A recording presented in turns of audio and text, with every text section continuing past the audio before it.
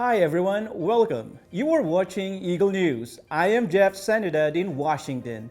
It's Saturday, March 23rd, 2024, here in the nation's capital. The week's recap begins with a warning from the Integrated Food Security Phase Classification, or IPC, that the Gaza situation is catastrophic. The Palestinian territories north faces imminent famine, with the rest of it also at risk. Rosel Feria tells us more. In a stark warning, the World Health Organization says without a significant immediate increase in deliveries of food, water, and other essential supplies, conditions in northern Gaza will continue deteriorating. The health agency says that all households in the Palestinian territories' northern governorates are forced to skip meals every day. Adults are reducing what they eat so that children can have their share. An analysis from IPC warns that the current situation in northern Gaza will have long-term effects on the lives and health of thousands. Children are dying from the combined effects of malnutrition and disease. WHO says long-term effects of malnutrition, low consumption of nutrient-rich foods, repeated infection, and lack of hygiene and sanitation services slow children's overall growth. This endangers the health and well-being of an entire future generation. WHO Chief Dr. Tedros Adhanom Ghebreyesus says that before this crisis, there was enough food in Gaza to feed the population. Malnutrition, he adds, was a rare occurrence. Now, people are dying and many more are sick. Dr. Tedros warns that over 1 million people are expected to face catastrophic hunger unless significantly more food is allowed to enter Gaza. In order to stop famine, the IPC recommends restoration of humanitarian access to the Gaza Strip, halting the fast-paced deterioration of the food security, health, and nutrition situation leading to excess mortality, and resuming and sustaining supply of sufficient aid commodities. Rosel Feria, Washington, D.C. Eagle News. We live in extraordinary times. In other news, the International Coordinating Group, or ICG, on vaccine provision says urgent action is needed to curb an unprecedented multi-year upsurge in cholera cases across the globe. Carlo Valdez reports. Cholera has been surging globally since 2021. In 2022, 473,000 cases have been reported to WHO, doubling those reported in 2021. Last year, preliminary data revealed further increases with over 700,000 cases reported. Several of the outbreaks have high case fatality rates. These alarming trends are tragic given that cholera is a preventable and treatable disease. Cholera is an acute intestinal infection that spreads through food and water, contaminated with feces containing the bacterium Vibrio cholerae. The rise in cholera cases is due to persistent gaps in access to safe water and sanitation. The ICG calls on currently and potentially affected countries to take urgent steps in making clean water, hygiene, and sanitation services and the information critical to prevent cholera spread accessible to their populations. It also appeals to vaccine manufacturers, governments, donors, and partners to prioritize an urgent scale-up of vaccine production. At present, the most severely impacted countries include the Democratic Republic of the Congo, Ethiopia, Haiti, Somalia, Sudan, Syria, Zambia, and Zimbabwe. Carlo Valdez, Union, New Jersey, Eagle News. We live in extraordinary times. The U.S. Justice Department and 16 other state and district attorneys general have filed the civil antitrust lawsuit against Apple. The complaint details is for monopolization or attempted monopolization of smartphone markets. Kimi Oria has the details. The complaint was filed in the U.S. District Court for the District of New Jersey. It alleges that Apple illegally maintains a monopoly over smartphones by selectively imposing contractual restrictions on and withholding critical access points from developers. This, the complaint states, is in violation of Section 2 of the Sherman Act. The Justice Department says Apple undermines apps, products, and services that would otherwise make users less reliant on the iPhone, promote interoperability, and lower costs for consumers and developers. U.S. Attorney General Merrick Garland says consumers should not have to pay more because companies violate the antitrust laws. Consumers should not have to pay higher prices because companies break the law. We allege that Apple has employed a strategy that relies on exclusionary, anti-competitive conduct that hurts both consumers and developers.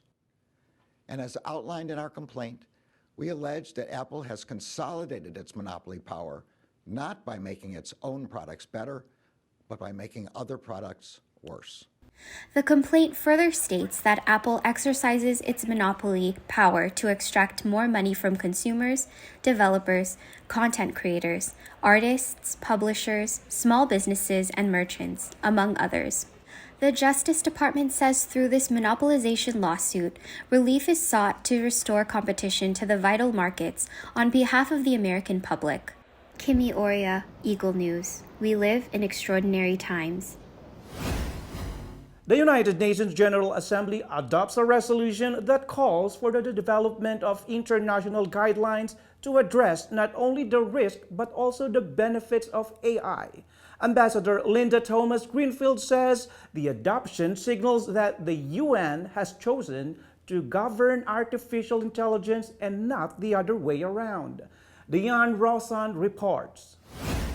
The United Nations AI resolution is co-sponsored by dozens of countries. Prepared by the United States, it is now adopted by consensus. It emphasizes the necessity of guidelines to promote safe, secure, and trustworthy artificial intelligence systems while excluding military AI from its purview.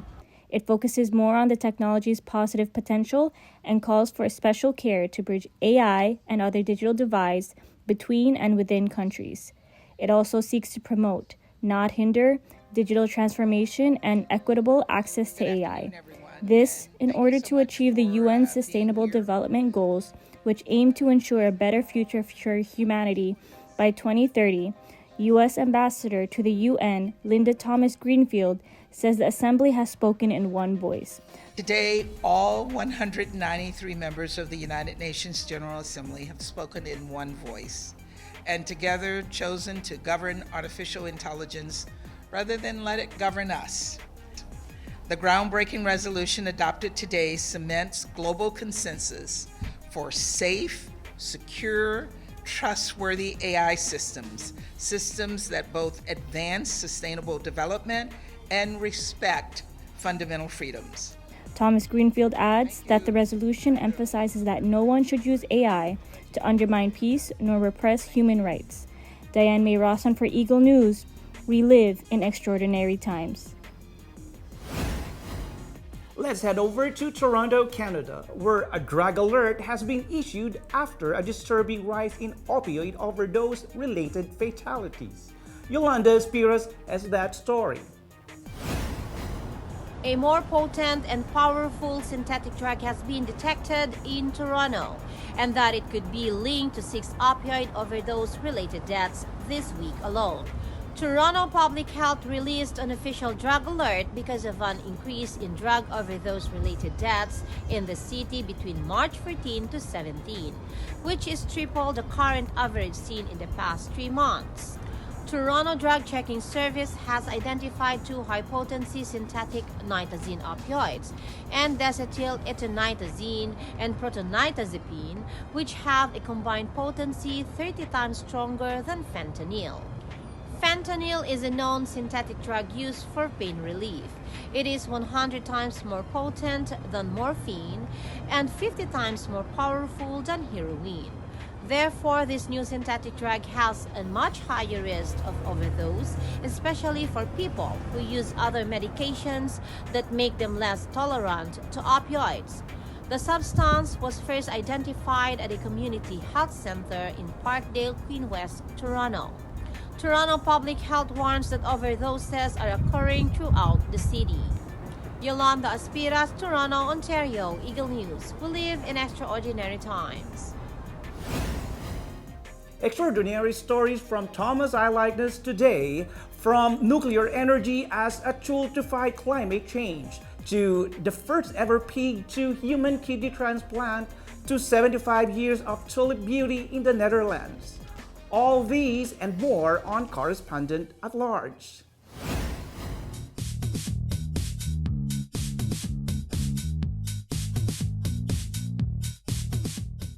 And now news and commentary from around the globe. Nuclear energy is enjoying some newfound respect. World leaders are touting it as a climate tool.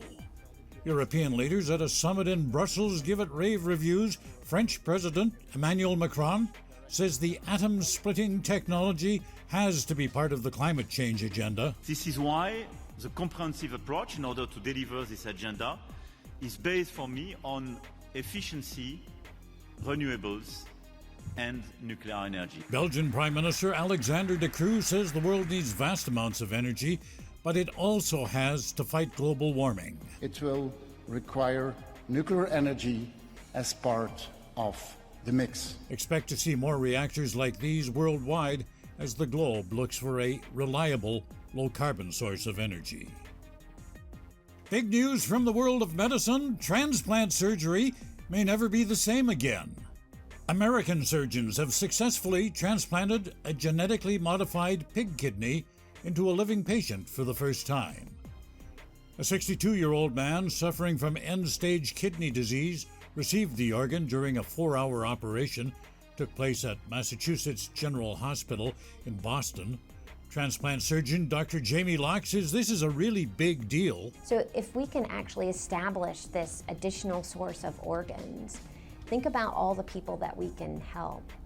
Some of the preliminary data out there suggests that about 2/3 of people will be compatible with these pig kidneys. Organ shortages are a chronic problem around the world. Massachusetts General says at its hospital alone there are more than 1,400 patients on the waiting list for a kidney transplant. This groundbreaking procedure could help eliminate transplant waiting lists, but for now, it's experimental and can only be done on patients with serious or life-threatening conditions. And while doctors try to delay death, clubs in New Zealand are helping people come to grips with the end of life. They're called Coffin clubs. Most of the members are seniors. Here you see them socializing while they work on their do-it-yourself caskets, literally putting the final nail in their coffins. Club member Jim Thorne says the group provides a space to open up about death and dying during the weekly get-togethers. Most a taboo subject, and so they find it very, very difficult to talk about. But they tend to overcome it at the end of the day. That it is a reality of life, unfortunately. The Coffin's members' build reflect their personalities. A car enthusiast built this one. It's fully equipped with a mock steering wheel, windscreen, rubber wheels with metal hubcaps, wooden mudguards painted on side doors, and wing mirrors. The license plate reads Dead 1A. The hefty casket, which can be carried with 6 wooden handles, even has working headlights. The batteries, naturally, are currently dead. But aren't these gatherings kind of morbid?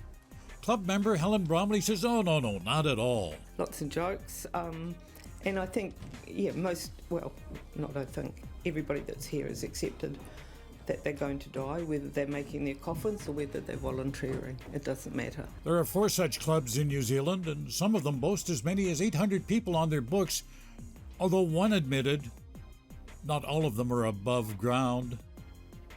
And sprouting up from underground, tulips, millions of them, and all in one garden. It's in the Dutch city of Lies, and it's celebrating its diamond anniversary. No surprise that the world's largest tulip garden is in the Netherlands. It's been around for 75 years. Called Keukenhof Park, it's southwest of Amsterdam, in the heart of bulb country. Its 32 hectares are festooned with some 7 million bulbs, and is a popular tourist attraction. Last year, 1.4 million people passed through the turnstiles. Keukenhof dates back to 1949. That's when a group of bulb exporters and growers inaugurated it as a showcase for their wares. And I'll be back in 7 days, but in the meantime, I wish you all peace, joy, and happiness in the ensuing week. Thomas I. Likeness, Correspondent at Large, Eagle News. We live in extraordinary times. With the second largest number of runners in Los Angeles marathon history, the annual race draws a field of 26,000 participants this year. In Century City, California, Eva and Alan on Health is Wealth.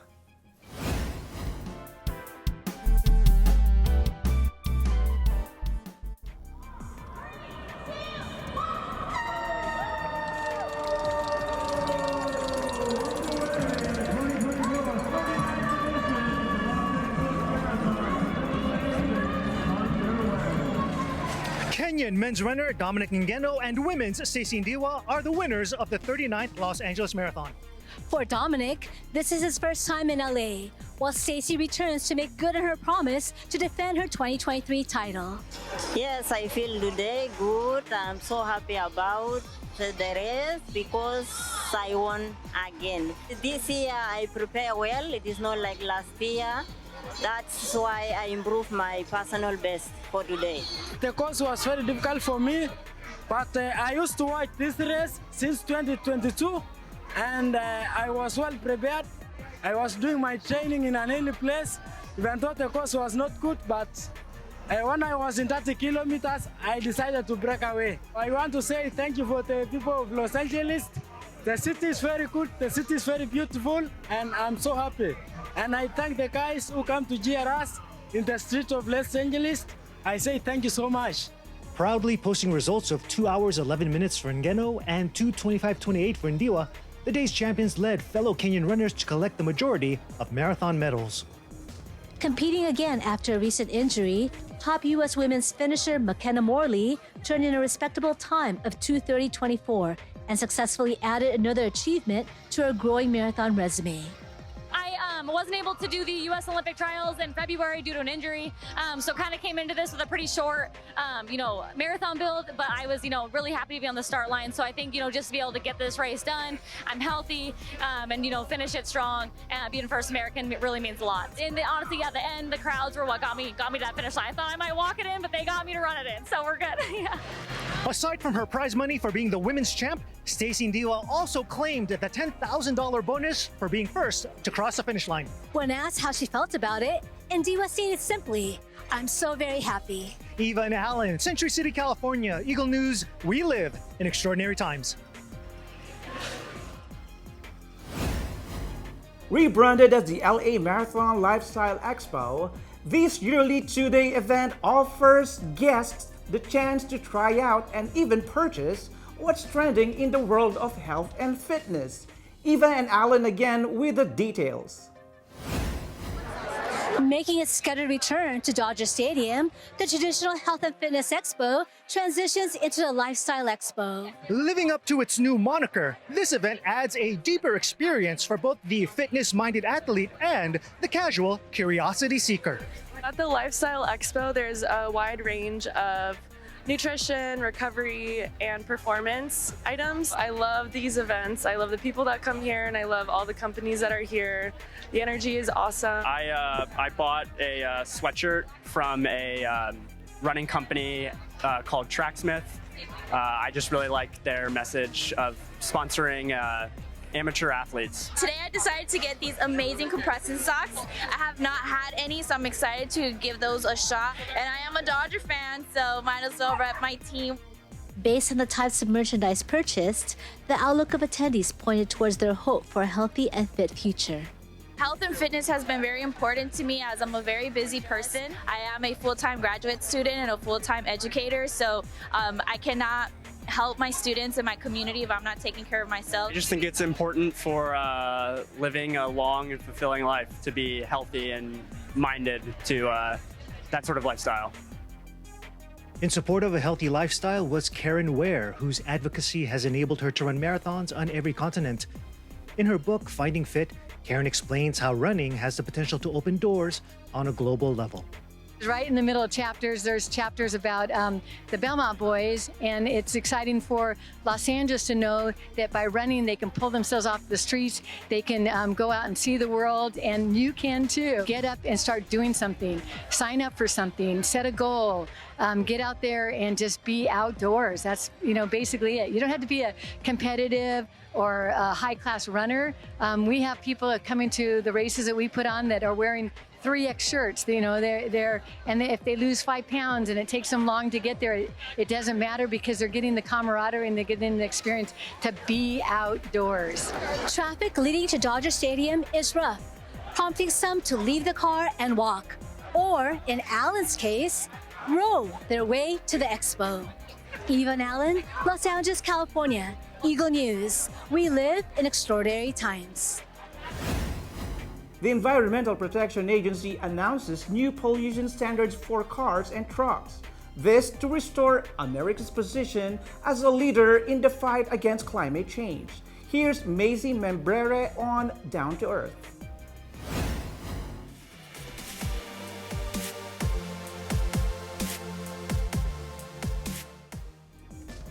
The U.S. Environmental Protection Agency Administrator Michael S. Regan details the revised pollution standards for cars and trucks announced by the Biden administration. Reagan says not only is the U.S. restoring America's position as a global leader in the fight for climate change, but it is also protecting the health of communities while doing so. The final rules, Reagan says, give manufacturers greater flexibility on the combination of pollution control, technologies compatible with their market. We are witnessing a technological revolution driven by the markets. Folks, this technology-neutral and performance-based standard gives the auto industry the flexibility to choose the combination of pollution control technologies best suited for their customers. Let me be clear, whether it's battery electric, plug-in hybrid, advanced hybrid, or cleaner gasoline vehicles, we understand that consumer choice is paramount. Reagan adds the standards will increase employment in auto manufacturing. President Biden's administration announced Wednesday revised pollution standards for cars and trucks meant to accelerate the U.S. auto industry's shift to electric to mitigate climate change. The rules set ambitious emission reductions for 2032. They, however, are moderated compared with preliminary standards unveiled last April. After carmaker criticism, the final rules give manufacturers greater flexibility. They also ease the benchmarks in the first 3 years. Macy Membrere, Eagle News. We live in extraordinary times. Before we let you go, here's our photo of the week.